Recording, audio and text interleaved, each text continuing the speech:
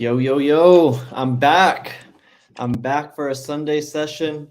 Justin, how are you doing? Dude, I'm doing good. Honestly, when I look at this thing, I see week 5.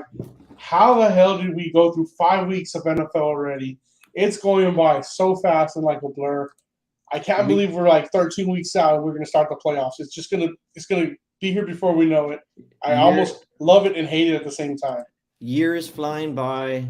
It is week 5. The players change, the teams, they move throughout the standings, but one thing remains the same. We talking about sports is gonna be there at every Sunday or mostly every Sunday to talk about it. 10 a.m. ish. As you guys can see, we're here a little after 10, getting close to the half hour mark here, but nonetheless, it's Justin and Roland today. It's a two-man show, but we're not gonna give you guys a short show. We got a loaded show. We're gonna talk about fantasy. We're gonna hit up the slate.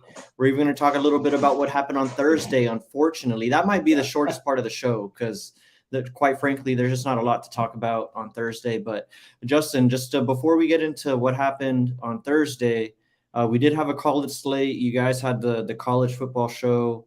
How did you do? Did you guys post any plays? I know you posted a little parlay in one of our group chats. Yeah. Red River rivalry, big weekend for you. Yeah, so we'll start with the Red River Shootout, the Red River Showdown.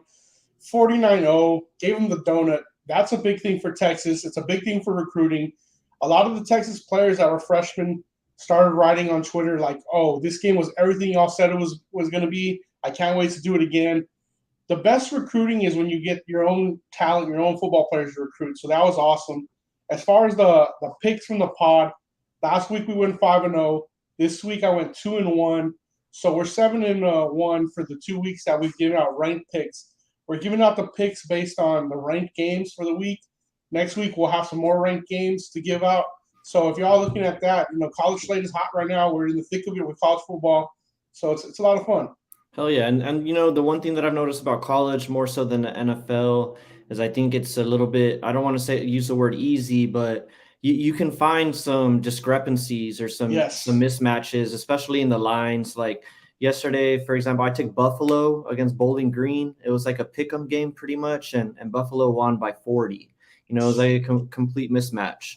And I know you're getting hot. One team I want to ask you about, and this is a team that's been kind of like the thorn in my behind because I've always liked them in terms of their height. They've had some pretty good players in the past years, but have never put it together. But statement win, in my opinion, just because of who it was that they beat. Maybe you know where I'm going with this. The Tennessee Volunteers. Do you think these guys are a legitimate threat? I mean, we just saw Bama get taken down literally to the last play last night against Texas A&M, a team that's down their starting quarterback, I believe, and just overall down year for the program. Now they got to play. I know they got to play each other, Tennessee and Alabama. Do you think there's a chance that they pull an upset here? I think if Alabama's without Bryce Jones again this coming week, I'm going to have to go with Tennessee. I think Bryce Jones is a difference maker. He's a Heisman winner for a reason. I think Alabama's a live favorite. I think they're going to be like -9 going in. I think it was the opening odds. They should win this game if they have Bryce Young. Without him, we saw Jalen Milroe wasn't as good as we thought. Arkansas's defense is not as good as we thought either. They've lost 3 in a row. They might even lose 4 in a row, Arkansas. So, yeah, they got thumped. With that being said, Hendon Hooker, absolute beast, should be a Heisman candidate at the end of the year as well for Tennessee. They are putting it together. It just factors and hinges on Bryce Young. Healthy or not, he might be a game time scratch like last night. They'll be in trouble without him. And then the other team that I want to ask one more question about, and this is also, again, just team that usually has a little bit of hype behind them, never really puts it together, usually, starts off with a win or two and then just fades out dramatically throughout the year. UCLA. Yeah. Another big victory for their program, back-to-back big victories for their program, back-to-back weeks that they were 3-point underdogs and they win outright against a team that, was ranked higher than them, power rated higher than them. Are you buying in on DTR finally? Are you buying in on what Chip Kelly's selling in UCLA? I'm not fully bought in on DTR because I've seen him still make mistakes that he hasn't had to pay for this year. But I am buying in on Chip Kelly finally turning that program around. And I'm glad UCLA gave him a long of a leash to do so because it seems like some of these teams have been a little bit short sighted with their coaches and are canning them a little bit prematurely, while UCLA has let him struggle some to get to where they're at. This week, there's going to be some respect on UCLA after taking off Utah. They should crack the top 15, even the top 10 on some lists. They should. There's no reason that they shouldn't be at this point with back-to-back ranked wins. And they got a stud at the running back position. I don't know if it was just Utah just getting manhandled in the trenches, because I mean he was running through some pretty wide open holes, but the dude's a stud. I like you, not completely sold on DTR because he's been a guy that I've watched past couple years and have wanted him to look good, and he's finally like taking a few steps, but we'll see. I mean, it's going to come down to them playing USC. I don't know if that's how late in the schedule that is for them. It's usually towards the back end of their schedule. The end, yeah. And USC has, I believe, a ranked matchup this week as well to go at. So USC might even come out with a loss. They're kind of fading. The defense has been holding them up.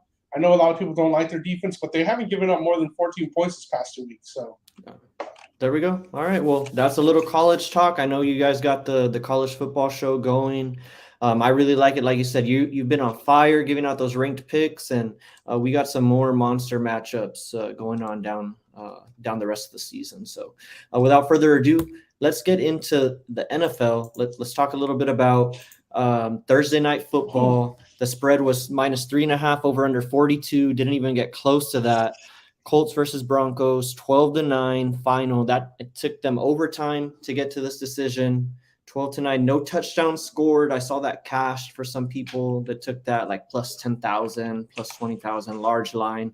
Not one single touchdown scored in the full game, and that's because the Broncos were in the red zone a lot. Kind of been the MO for their whole season. We gave out Broncos -3. That didn't cash. Looked pretty good most of the night, honestly, until some bad late game decisions, both by the coach and by Russell Wilson. What's your biggest takeaway on this game, Justin? Are you blacklisting the Broncos if you hadn't already blacklisted them? Are these guys going to make the playoffs even? They're at 2-3 right now. On the news came out this week, Russell's hurt. His shoulder, there's something wrong with the shoulder since the Raiders game. Completely blacklisted. And my biggest takeaway is not so much an NFL takeaway. It's a takeaway from a fan perspective. I would much rather watch a bad college football game than a bad NFL game. This was unbearable for me on Thursday. It felt like hours and hours of watching. It never got finished. I didn't have any enjoyment. I was listening to Herb Street and Al Michaels. It seemed like they were struggling to just even like come up with conversation for the game. It was just a bad game, man. Yeah, you know, when you put it that way, both offenses were unable to get it going. It was 3 and out after 3 and out. The punters, again, getting the most action in this game. There were a couple of big plays here and there sprinkled throughout the game. Like I know Sutton had a big catch, but, you know, we see here Ron in the comments saying fire the coach. Wouldn't go that quickly to fire Hackett just 5 games into his head coaching career, but definitely looks like a guy already that you can tell is in over his head. Like I'm not comparing him in terms of like what's actually going on out on the field, but remember when Freddie Kitchens took over for the Cleveland Browns? He's just like the latest one that comes to mind. He was a good offensive coordinator. People thought he was going to have a good connection with Baker, and then they were just completely lost the whole season. That's kind of how it feels to me with watching the Broncos. Talented team, should be doing a lot more, but always look disoriented, never really in a true rhythm, and they can't score 6. I got a question for you. Do you put any weight into seeing these frustrated receivers and other offensive players looking at Russ? Do you think he's losing the locker room as the leader already? I think so. I think Russ is a guy you always like to think of him as a leader.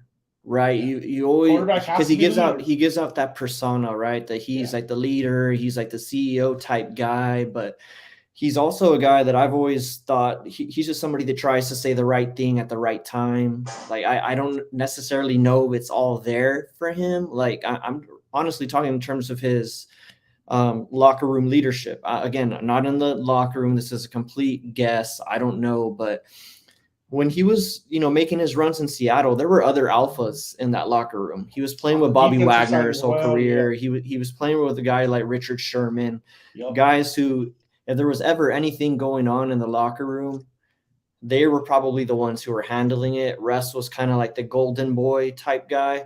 And so now he goes over to another franchise that didn't draft him. These aren't his teammates that he's been in the trenches with for years. Yeah. And it's hard to get guys to buy in like that, especially when he's, he still said the whole let's ride thing at the press conference. And it's like, dude, like, Stop not it. right now. You guys just scored 9 points. You didn't throw a touchdown. You didn't run for a touchdown. Nobody on your team scored a touchdown. Your kicker and your punter are getting the most action in the game.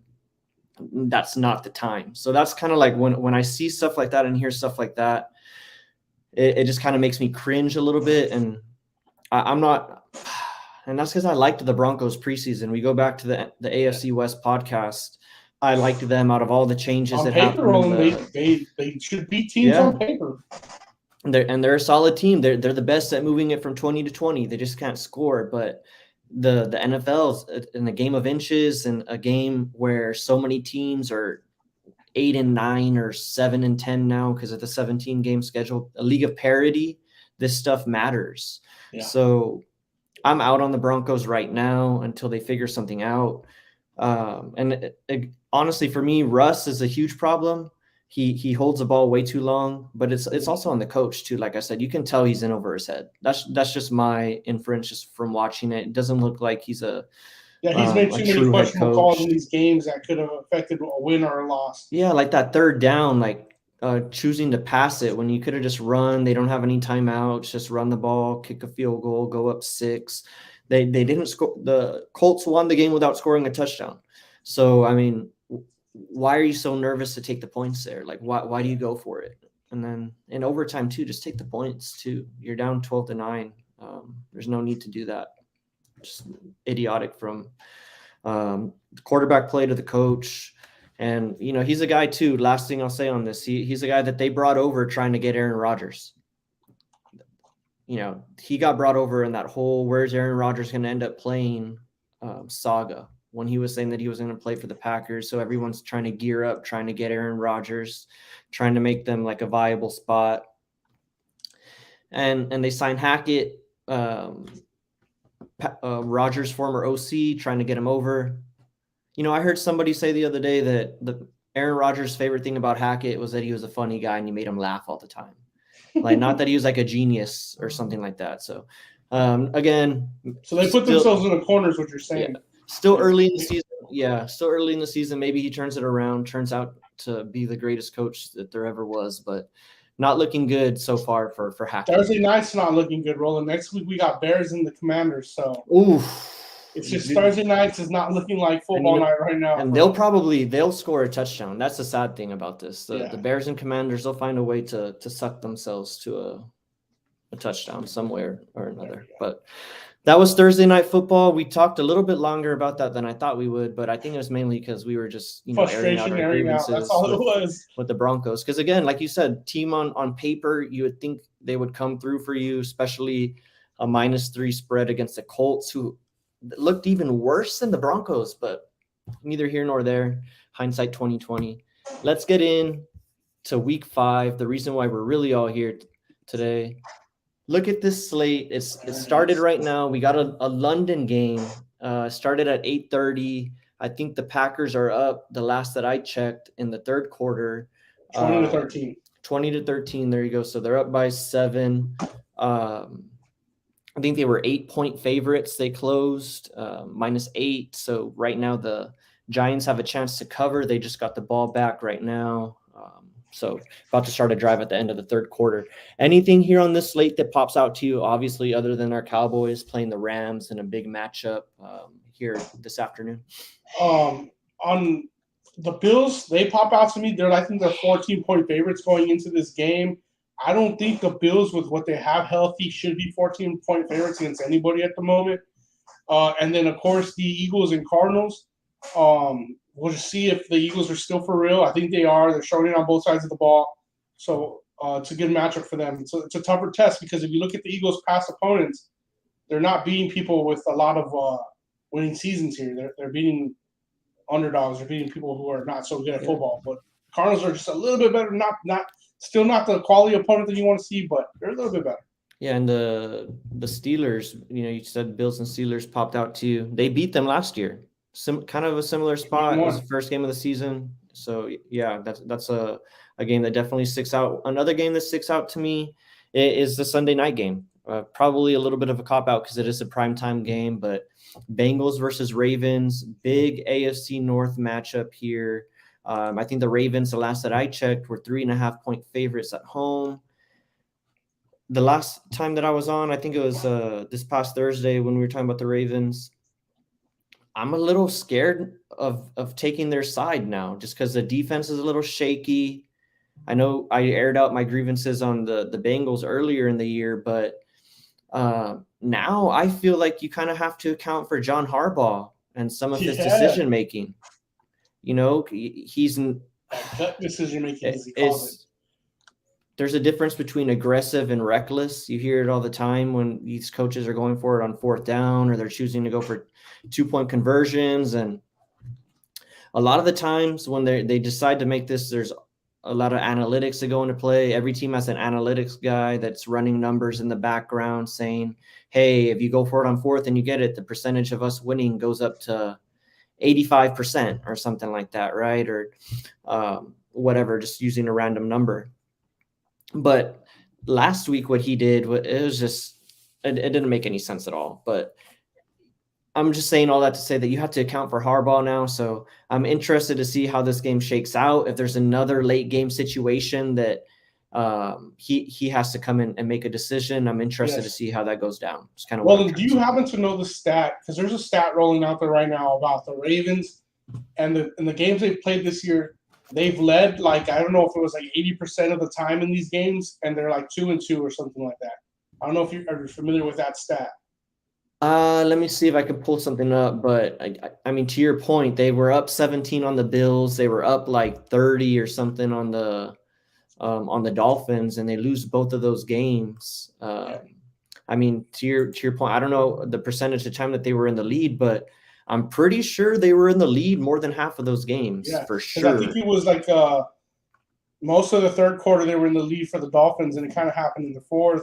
And then same thing last week. It was the second half where the Bills came back. So yeah, and we always like to say it's on the players. The players are the ones on the field performing, but the coaches are the ones that put the players, or that theoretically are supposed to put the players in the best position to win. So when they're making decisions that kind of alter the game that way or the outcome, that's when you got to start talking about it. So that's kind of why I'm not calling out Harbaugh, but just kind of pointing out to that. Just he's not a guy that you think you'd have to account for. You have to worry about guys like Campbell, because Campbell, he doesn't know what he's doing, and it's clear. But Harbaugh, he's a guy that he's well respected, won a Super Bowl, great coach. I'm sure 10 years.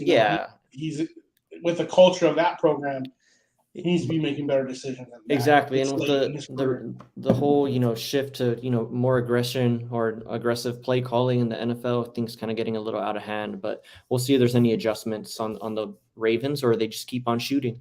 But let's move on from the slate. Let's get right into it. We got some weather. Honestly, not much on the weather report that I can point out other than some wind maybe in that Bills and Steelers game. Browns and Chargers got some wind. These are all teams that like to pass the ball, so that might affect it. But no rain that I can see on the schedule. And, maybe some wind in Foxborough maybe affects how much they run the ball down there too. But really nothing on the weather report. Sunny skies today across America. Yeah, sunny skies, football weather. Load them up for points.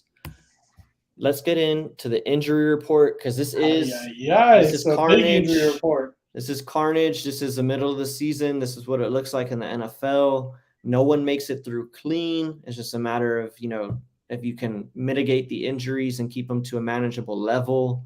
Some teams do a better job of that than others. Sometimes it's just downright bad luck.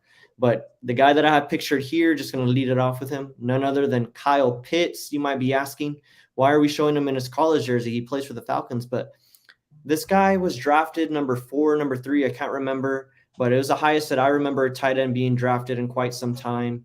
And I haven't seen it. He gets drafted high in fantasy. He's disappointing his fantasy owners for the second year in a row. I know this is only his second year. He is out with a hamstring. Thank you, Diego. He was drafted number 4 overall. He's out with a hamstring. This popped up in the middle of the week. What are your thoughts on Kyle Pitts? You're a huge college guy, Justin. You saw him come out. I'm sure you saw the freakish talent that this guy possessed. Yeah. Offline, you were telling me all the numbers on the body that you look at, like Julio Jones as a tight end, maybe something like that. What are your thoughts here? Is it all on him, or is there some play calling issues here, in your opinion? So I think they are using him wrong. That's my opinion of it. They're asking him to block. They went and picked up Drake London and are kind of using London in the space and capacity they should be using Kyle Pitts in. You didn't go and trade up because they weren't the 4th overall pick. They traded up to get this pick, to get Kyle Pitts and use him the way they're using him. It's a mistake. Like you said, is Arthur Smith the coach that drafted him? I don't remember who the coach was, but we haven't seen him being used like they used him in Florida.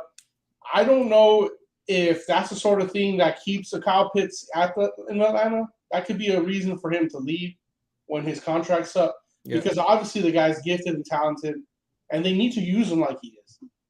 It's just they're lining him up right on the line every time instead of pushing him out like they should sometimes. And I hope, again, this is only his second year, 5th game into his second year. I really do hope that he's able to turn it around because at some point, all this talent and potential, it will, wane away if he doesn't, correct it. So hopefully gets himself into a right situation. I'm glad you brought up the Drake London thing because they're pretty similar bodied guys too. If you think about it, they're, I don't know their exact measurables, but I'm sure they're pretty close in comparison. So definitely questionable outlook for Pitts going forward, especially with that hamstring. Hamstring in the middle of the year is not an injury that you want to see. That's why this next guy, Keenan Allen, they're probably playing it safe with him. He's out for a second week in a row. He's a guy injured throughout his career. Last few years, I've said it past couple of weeks, he's been healthy the last few years of his career, maybe only missing a game or two in a 16-game schedule. I'll take that, but he's out for a second game in a row.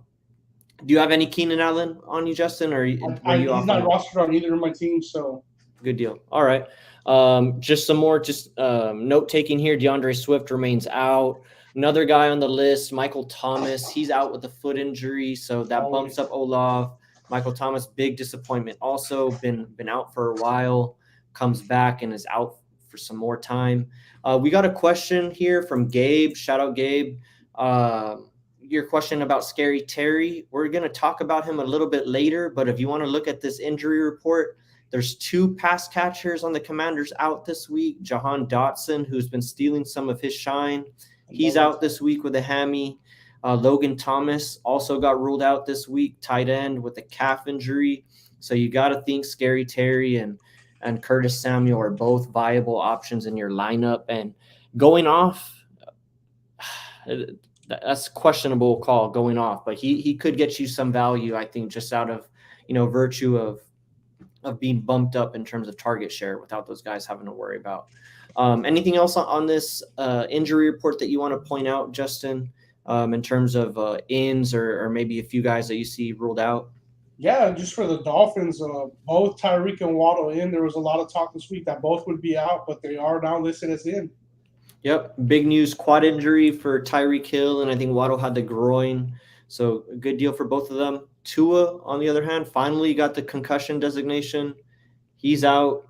We'll see what his timetable is for a return. The way that they talk about it, too, rather than like Mike McDaniel being like, oh, if Tua's not available this week, brother, he's not available for a few weeks. Stop with the talk if he's not available this week. Stop rushing this guy back in, man. Come on. Yeah. Another guy I want to point out too that's out, and because it could have some implications on some flex players that we'll get to later. Treylon Burks, he's out, so maybe Robert Woods gets a bump up in terms of target share. He had already been getting a bump up with Treylon Burks playing. Now that he's out, could see Robert Woods kind of return back to some fantasy glory. No, he's a guy who's been disappointing people so far. And then one more name. He's out again after being back last week. Oh, he's out again. Rondale Moore, he's out? I think he's out with a knee. I just saw an alert. I need to just verify that, though. All right. But he just got back last week, and I think he's back out again. You go ahead and verify that. I wanted to talk about one more guy. And this is just, a matter of questioning. If you guys are in the comments, you let me know what you think. But, and you too, Justin, Alvin Kamara, he's going to play. He's been out. Is he just a guy that you plug right back in? You've been waiting for him to play these last 2 weeks, obviously. I don't know how well-suited your teams are at running back maybe, but is Kamara a guy that you put right back in your lineup as soon as you find out that he's in, or are you kind of trying to play it safe with him? No, if Kamara is good to go, I'm putting him in just because of what he gets me as a pass-catching back as well. Yeah. He's scoring from two different ways. He's either running the ball or catching it. That's just something I can't pass up as a fantasy owner. Agreed. And even with the murky outlook at quarterback, you still got to go Kamara. He's that type of guy where you drafted him, and just the skill that he possesses, that you got to put him in no matter what. So just wanted to ask that question real quick. Saquon Barkley, I traded for him in one of my leagues, questionable to return with a shoulder injury. Hopefully that's not serious, not watching the game. Wow, and they're in the red zone, so that makes me sad. Sorry to get distracted there, guys. Just got that update. Yeah. But that was it was the injury report, so I mean it was kind of relevant to what we were talking about. That's a good question, Diego. He says, "Are the Giants legit or are the Packers low-key shitty?" I think it's a little bit of a mix. I don't think the Giants are all the way legit, but the Packers are pretty mid right now. They're not a lock to win some of these games that they should be locks to win. Yeah, I think the Packers are pretty mid right now too. Aaron Rodgers even said it in his press conference last week that he doesn't think that they continue winning games the way that they're playing. If you watch them play, they've lucked out a couple of these past weeks. Really shouldn't have won that Patriots game. That was super questionable.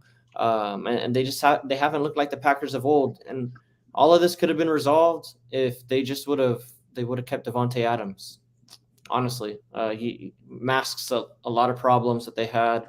But, I think ultimately they'll end up making it work to where they're still going to make the playoffs, still in contention to win the North, because I think the Vikings will still make the playoffs, but I can't trust Kirk Cousins to win the division. So, I don't know. It's a good question, though, Diego. I'm not ready to say the Giants are legit. I really just think the Packers aren't as good as everybody thought that they were. It's kind of one of those 9-point favorites over the Giants. Yeah, exactly. Yeah, it's just one of those things too where you automatically, you think of Aaron Rodgers and the Packers, you automatically, just chalk them in for 10, 11 wins or 12 even, and you don't even think about it. But times change, players leave, and it's not the same squad as it once was. So got to take that in consideration and adjust how you look at these teams, especially when you're betting too. You can't bet on the Packers like they're the Packers of 2021, a different team. Great question, Dale. All right, so let's get in to some fantasy. As always, we have the fantasy mailbag. You guys can hit us up wherever: Facebook, Instagram, Twitter. I saw a question again, about Scary Terry. Is he a must start, or is he a guy that's going to go off? I think you want to have him in your lineup for sure. If you guys have any other questions throughout the podcast, let us know. We'll get to them. Just shoot them in, and we'll get to the questions. Question here from Eddie: Russell Wilson or Troy Aikman? I think you got to go Troy. I mean, just from what we've seen from Russell Wilson, probably get him on the cheap too. So let's get to it though. These are some must starts. Ben is not with us today, but he was kind enough to send in a must start. And if he's calling out for Gabe Davis, he's gonna have a big week. Ben called out for Gabe Davis to be a must start. Week 1 against the Rams, he came through with a touchdown on that first drive. I think he came away with like 18 points that week. Gabe Davis, as you guys know, has been battling with an ankle injury for the past couple weeks. I don't think he's officially missed any time. If I'm off on that, somebody please correct me. But actually, no, he might have missed a game because I only see 3 games here logged for him. But nonetheless, hasn't been very productive in the games that he has played since that ankle injury.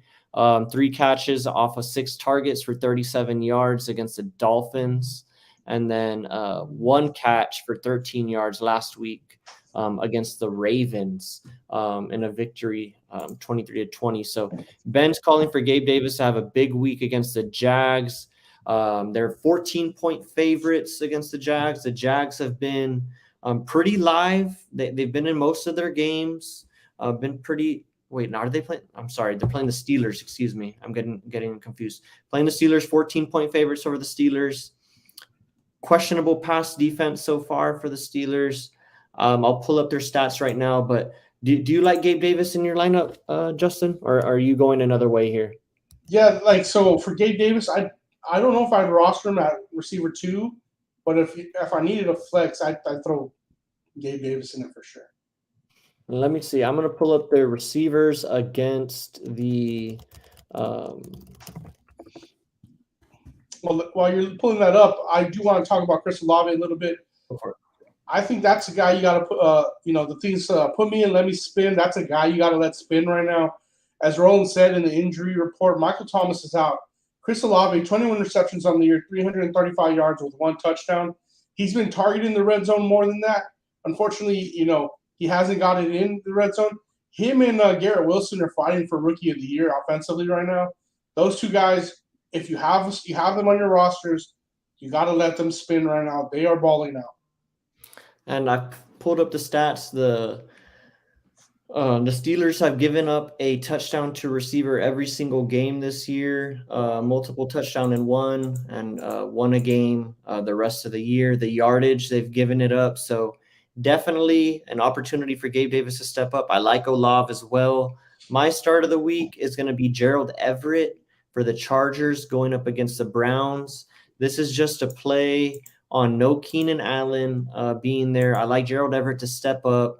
I think he's gotten more comfortable with Herbert as the weeks have gone on. And honestly, the report was there week 1, which was a little surprising for me. So the Browns are pretty good against the tight end. They haven't given up too much against that position. But again, I'm getting attached to a high-flying offense with the Chargers, and their number 1 pass catcher isn't there. So I like Gerald Everett to step up, and I like Gerald Everett to get in the end zone this week. So if you're tight end, looking, not tight end streamer because he's not a guy that's going to be streamed, but if you're flipping out your tight ends, I definitely would have Everett in there today. So now, are you rostering him in the flex? Because they still got Mike Williams out there.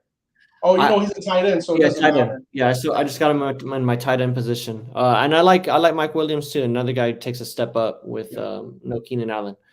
Question from Diego: Standard league needs a wide receiver and a flex. He has a couple players to choose from: T. Higgins, C.D. Lamb, Adam Thielen, Damian Harris, or Wilson Jr. from the 49ers. Wide receiver and a flex. Where are you going, Justin? Who's looking like number 1 over there is not Jamar Chase. It's T. Higgins. There we go. T. Higgins in this spot. T. Higgins against the Ravens, defense that gives it up. I definitely like Higgins there as well. And then, probably out of who's left? He says it's Wilson Jr., not just regular Wilson. Probably go Man, this is tough. I'll probably go Wilson Jr. and T. Higgins out of those maybe. Because Wilson, he got in the end zone last week. 49ers always run heavy.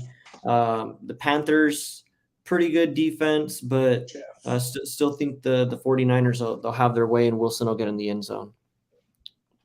Those are all good players to choose from, though, honestly. I just stay away maybe from Lamb this week because, the 49ers – I'm not the 49ers. The Rams, they've been gettable, but he's still going to draw, you'd think, a tough matchup there in the secondary. So, you think Jalen's going to be on him? I don't know if he's going to be on him all the time. Jalen, he's kind of stopped doing that the past couple of years. Kind of playing that zone. Yeah, kind of in that zone, not playing too much man or following guys rather. So, I mean, I like Damian Harris too. We're going to talk about them right now. All these guys really are going in the right direction, in my opinion. So, yeah, this is a good problem for Diego if this is who he has. yeah, good problem to have for sure. But standard league though kind of throws another wrench in there. So, want to think about guys who can get in the end zone. Higgins has been scoring. Wilson, like I said, has been getting in the end zone. So I think you're good there. So now to some guys that, might not be so certain all the time, might not know if these guys need to be in your lineup from week to week. But we're here to tell you this week, all of these guys are flexible. Start off with Damian Harrison and Ramondre Stevenson. This is a tandem, a running back tandem. Usually you want to stay away from these crowded backfields or two-headed monsters. But I think with Mac Jones being out, the Lions being a weaker defense, I think there's going to be a little bit of a reliance on the run game. So Damian Harris is going to get a lot of work. So I'm good with Harris. And any of the pass game that is coming out of this backfield is going to be Stevenson. So he's already got that etched in. I like both of these guys this week. I think both of these guys are flexible. What say you, Justin? Do you like both of these guys in the flex, or you prefer one or the other? I think every key point you said, Mac Jones being out, them playing the Lions, we saw the Lions have been just giving it up defensively. They're scoring a lot too, but I mean they're losing their games because they're giving up more points than they're scoring. I think that's a recipe for Damian Harris more so much for me than for Ramondre Stevenson to go off. But both are flexible. Absolutely. All right. And what do you think about this next guy? I know you like your receivers, Justin. Are you comfortable with Chris Godwin's second game back from the injury against the Falcons? I'm not comfortable enough to put a Buccaneer, if it's not Mike Evans, on my roster at this moment. Not even Fournette?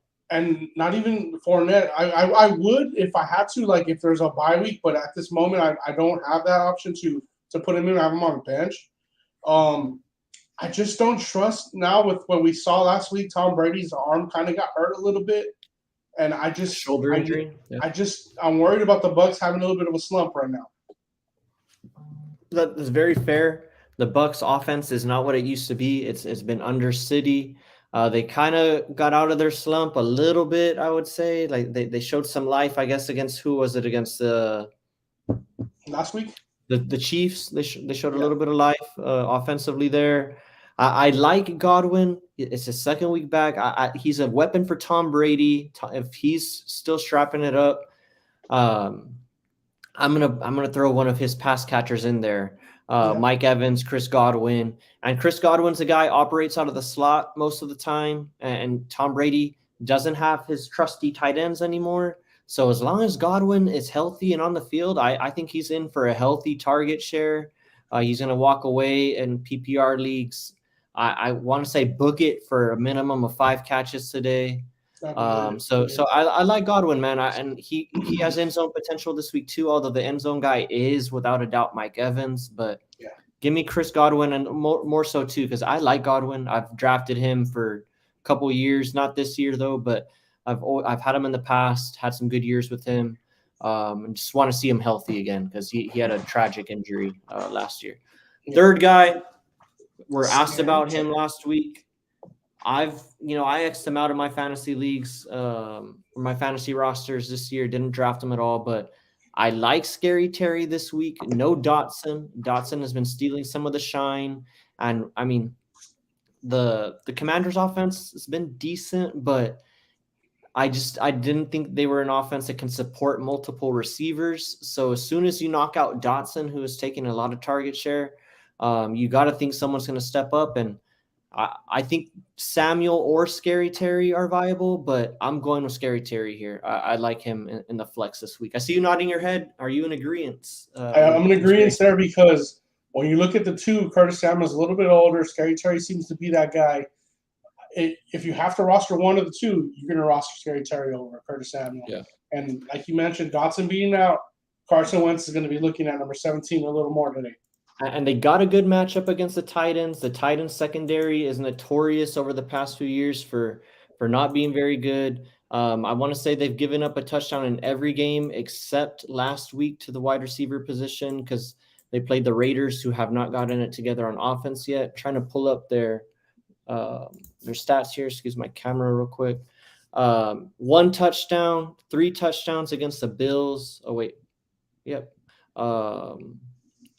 2 touchdowns against the Raiders, and it was the Colts that they didn't give up a touchdown to, but that's understandable. So X out the Colts game. These guys have been giving it up to the wide receiver position. Scary Terry, you got to score this week. You don't make us look bad. Flex zone, you can put in a Scary Terry and feel comfortable about it, especially in PPR leagues. Favorable matchup, bump up in target share because of no Jahan Dotson. So Scary Terry, put him back in. And Diego, thank you for signing in. You just made my morning. Honestly, I was not going to watch football the rest of the day because, like I said, I just traded. What do you think about this trade, Justin? Just real quick while we have it here. And I you think guys it was a catch Diego too, so that's better for me in a PPR league. So this is what I did this past week. I was a DeAndre Swift owner in one of my leagues, right? And he's been out. He's out. Yeah. They have a bye week next week, so he's not going to be in until week 7, right? Swift. Theoretically. I had Swift. My other main guy on my team was Devontae Adams. I have Lockett, who was Mike Williams as receivers, so pretty decent there at the receiver position. But I had Swift and Damian Harris as my running backs. Swift is out, so I'm rolling with Damian Harris and like Michael Carter, something like that, right? Real rough. Some guy reaches out to me, one of my league members, and offers me Olave and Sutton for Swift. He had offered me a couple of other things, but the best offer that he was giving me for Swift was Sutton and Olave. I said yes. I took the trade. So good. I had Devontae Adams, Sutton, Olave, Mike Williams, and Lockett as my receivers. I had all those 5 guys. Somebody in my league had Barkley and Mixon. I hit him up because he needed receivers. He's wanting to trade me Mixon at first. I'm like, no, I want Barkley. I want Barkley. So we went to bed that night. Both owners didn't have an agreement, but in the morning I woke up and I sent him Devontae Adams and Olave for Barkley. And he took it. Do you think that's too much for Barkley? Yeah, I think that's too much for Barkley. Yeah, dude, but I needed a running back. That's the thing. You did need a running back, but I just also, Roland, I am biased. Remember, Chris Olave is my favorite player in the NFL. Yeah, that's true. So let me shake my biases off and let me think that over. You sent Devontae, Olave for Barkley, 2-for-1 package. Barkley has looked like old Barkley this season. He's not looking bad. I have him in my league. I even drafted him because I was hoping that would be the case. This is a PPR league? PPR league. And keep in mind, I turned it from Swift. I don't hate it, Roland, because I do hate it for the long run when you need that extra player and you're going to be on a bye week and you can roster one of those 2. I do hate it then. I don't hate it for the longevity, though. I don't. So I'm with it. I needed a running back. You needed something. Your running backs were bad. You were rostering Michael Carter. Exactly. You needed something, bro. Exactly. I don't like that you took on Cortland Sutton either, but I think you could probably shop him. Yeah, I might be able to shop him. I mean, and again, if anybody has anything to do in Denver, it has to be Sutton. He's the only guy that Russell Wilson looks to that's not a tight end or a dump off. So, that was my week in fantasy. So that's why I was so tied into Barkley right now. You know what they say, Roland? Scared money don't make money. Yeah, exactly. You have to do something. You got to wheel and deal. Can't stand pat. So that was my week. That was a flex zone. Again, keep the questions coming in. We're still not done. It's 11 o'clock. We're going to be wrapping up soon. But keep the questions coming for as long as we're on. We're going to get to them.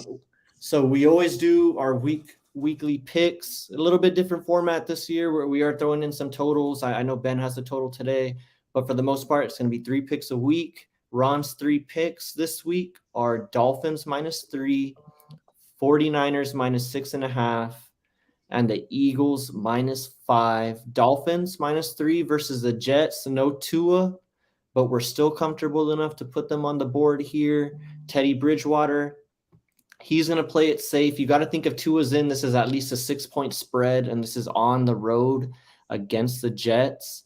I still don't trust the Jets enough here in a spot to go against the Dolphins. So I'm in agreement with Ron. Ron -3 with the Dolphins. Again, 49ers -6.5. Going up against the Panthers. Panthers have not been able to do anything at all. Have looked pretty pedestrian on offense. Baker Mayfield probably looking at his last stint as a starter in the NFL, unless like somebody else gets injured or something like that. But he's pretty much done as a starter in my estimation. And then Eagles -5 going up against the Cardinals, who we all know the Cardinals don't like playing at home because they don't win there. They win on the road. What do you think about Ron's picks here? Offering a little consulting, Justin. Are you on board with him? Without Tua, I don't know if the Dolphins go -3 on them. I don't know if they reach that. I actually like the Jets today there. Okay. The Niners pick, I'm comfortable with them winning. At 6.5, I'm not sure if I really feel that. Jimmy G did look a little bit better last week. They did. Who they beat last week? Trying to the Rams. They smashed the Rams. They own the Rams in the regular season. That's like 6 or 7 in a row. Yeah. I just don't know if I feel good enough at 6.5. I think maybe they get 6. We'll see. And I like the Eagles. I think the Eagles win. I think this is a step up in competition from the Jaguars and the Commanders that the Eagles have played. I think they win too. I'll give them to cover the 5. Probably the only one I just really don't love is the Dolphins at -3. All right. Well, then you might not like my cards. Oh, well, actually, no. It's Ben's card first, and then it's going to be mine. Bills -14, Jags -7. Eagles Cards over 49. Love the over there. Should be a lot of points in that Eagles Cards game, even if it's a blowout. Bills -14. The 14-point spread's always a little too rich for my blood. Don't usually like taking those big spreads, but I can see the thinking here. Kenny Pickett first start going up against the Bills could be ugly for the rookie. And then Jags -7, they just got done being 7-point dogs. Now you ask them to be a 7-point favorite against the Texans, but the Texans have not looked very good. So I see the thought process there. My favorite play on Ben's card is probably that over, though. I like the over 49. And now Bills are juiced to 14.5. Okay, so people are buying in on the blowout. I saw you agreeing with when I was talking about the large spreads, Justin. Would you stray away from 14, or do you see it here? See, I don't love the large spreads like you, and that's where I'd put it in the teaser. There we go. Yeah, it could be teased for sure. And I think we'll get to that here in just a moment, because I got a teaser and I know you got a teaser. So let's get to it. So week 5, I got Dolphins -3. That's why I said you might not like my card very much, because I agree with Ron on that Dolphins -3. You might not like it even more because I heard you say you liked the Lions. I got the Pats -3. To me, the way that I look at it is the Lions and Jared Goff. This is just simply put, I just don't think they're going to go into Foxborough. This is in terms of the pantheon, like a great Patriots defense, this is a mid Patriots defense, but it's still in the top half of the league in pass defense. The run defense is a little suspect. They're like around the top 10 range in pass defense, and I think that's where they're going to give the Lions trouble. They're already down DeAndre Swift. They might not be with Amon-Ra St. Brown. He has an ankle injury. They're already down DJ Chark. They're down Quintus Cephas. So I really don't know how the Lions are going to beat the Patriots here. So give me the Patriots -3, and this is with Zappy. So again, -3, like how much more favored would the Patriots be with Mac Jones? Maybe a point more. He's probably worth a point. Probably worth 1 point to the spread over Zappy. So I like the Pats in this spot. And give me the coaching. You can't trust Campbell. I'm not going to trust him in the spot. He's burned me before. And then Titans PK. This one's a little interesting here because I don't think either team in this situation has really showed us too much between the Titans and the Commanders. But I still trust the Titans with Ryan Tannehill and Derrick Henry to get the job done against this Commanders defense. And my teaser, Bengals plus 10.5, 49ers down to plus a half point. This is a 7-point teaser. I got this when it was plus 3.5 and minus 6.5. So that's the reason for those plus 10.5 and plus half point spread. Pretty much division game. I like the Bengals plus 3.5 kind of. So I feel comfortable getting them at 10.5 and what I think is going to be a pretty close game with a I love this. suspect Ravens secondary. So give me the Bengals here plus 10.5 and 49ers, I think are going to roll over the Panthers. And if you're just telling me they just got to beat them, give me the 49ers all day. That pass rush is going to make Baker Mayfield look like crap. So give me this 7-point teaser all day. And I'm probably going to have to make another teaser because I had the Packers teased. I said it in our look ahead show that I liked the Packers and Buccaneers teased. That is looking like it might be in trouble because the Packers are down 7 right now with about 5 minutes left in the fourth. So, Justin, I know you said you had a teaser. I don't have it pictured here, but just walk us through what you got. It was Bills -7, teased them down 7 points, and I teased down the Packers 2 -1, and looks like the Packers about to bust it up for me already. Well, if you had to put together another one, Justin, you got some pretty good options here. I'm just going to run them through for you. You got the Bucks, so you can tease down to -3. You got the Jets, you can tease them up to plus 10 because they're +3 right now. If you like the Vikings, you can get them down to -1, 1.5 if you're doing 7-point teasers. I think I do that. Add that one in there. So you throw in the Vikings? Yeah, and I don't want to tease through 0 with the Chargers, but I think the Browns are going to lose by more than that still. I'll probably put the Bills again and at 7. All right, so Justin, I stay that NFC North, AFC East parlay I already had. Our teaser, I do that again. All right, so Justin's teaser. Just going to put it out there. It's going to be Bills -7. And you said the Vikings -1.5. -1.5. So I'll put that up there on the bottom so people can see it. Anything else that you want to get into today, Justin, as we're wrapping up? I know we got some social media stuff that we want to point out, but just with your card, I am on the Lions today. I know we're on the opposite ends of the NFL on this one.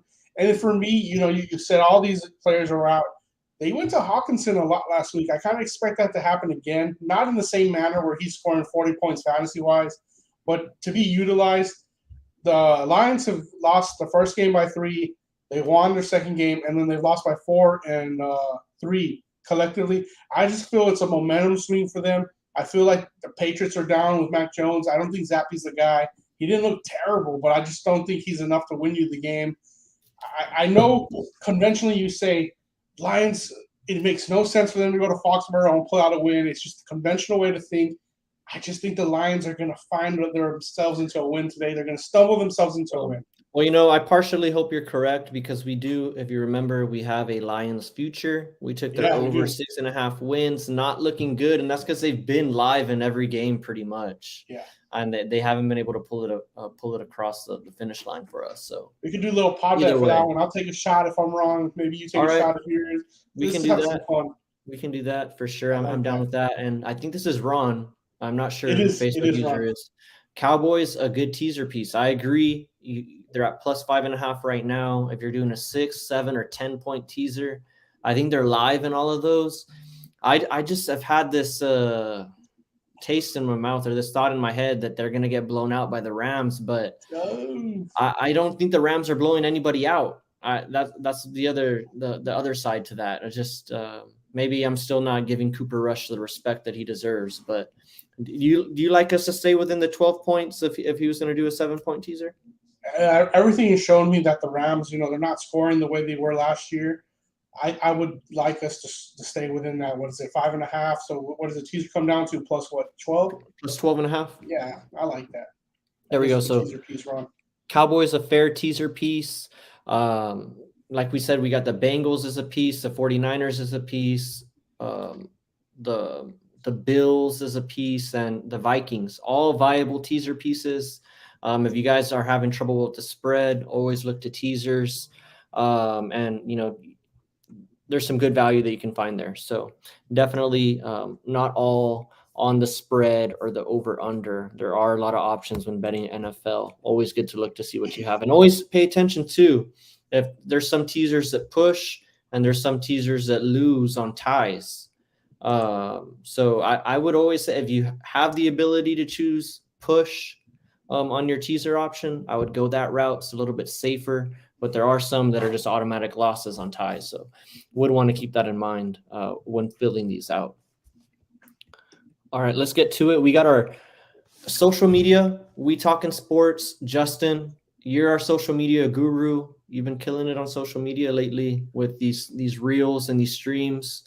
Like I think you were talking about this Draymond stuff that happened. We posted a reel on our Instagram. What's the type of content that we can find on here?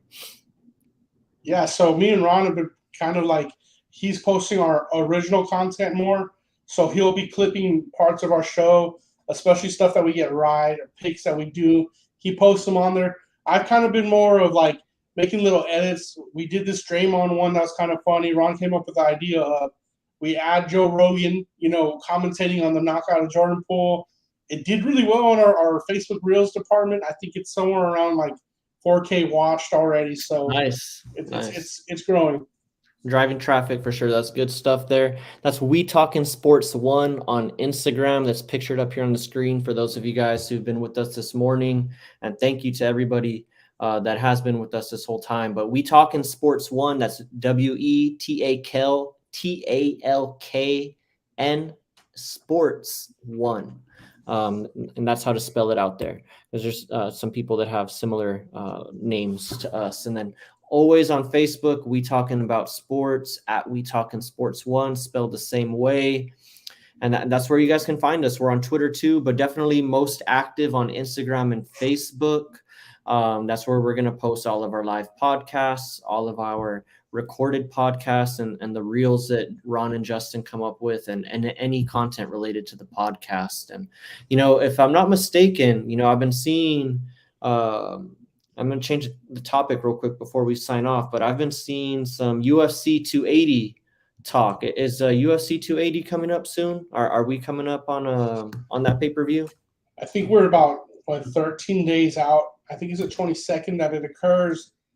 We do have another event this weekend. I might have made some comments that I'm not proud of on the college football podcast about the way that they built up this fight. They had two cards to get the momentum going for one of the biggest pay-per-views of all time, really. And Alexa Grasso was fighting on one of them. The other one was Mackenzie Dern. Do with that what you will. Maybe that's not the way you build up the momentum for this fight. So we'll have a podcast that week. But, it's just slow UFC right now these next 2 weeks. Yeah, got the big card coming up. I know these guys are going to go hard with the MMA Top Hour. I might have to join in for that one because it is UFC 280. It's going to be fun. And then, I think we'll have other guests as well because we got Josh, who's a big-time Oliveira fan, and we got Rick, who's all Makachev. And they've been going at each other in the WTBs for quite some time. Yeah, so we're going to have them on and have them talk about it a little bit. Yeah, it's going to be a card for the ages, hopefully, because on paper it is stacked. So hopefully it all comes to fruition. And then, as always, we're going to have some more NFL podcasts throughout the week and college football as well, right in the thick of things. So very excited. And then we are October. Maybe we'll have a little World Cup preview action too as we get there. Because isn't World that Cup crazy? We didn't talk World Cup this summer, but we're going to talk about it in the fall. Yep, along with some football and some basketball. The NBA is shaping up too. A lot of stuff I want to talk about right now, but we do got to wrap it up. It is coming to the half-hour mark. Here, getting close to kickoff, so going to let you guys go set your lineups. Thank you to everybody that joined us today, and that's it. So we talking about sports, and that was our Sunday sit down. See ya. All right, peace, guys. Thanks for coming in.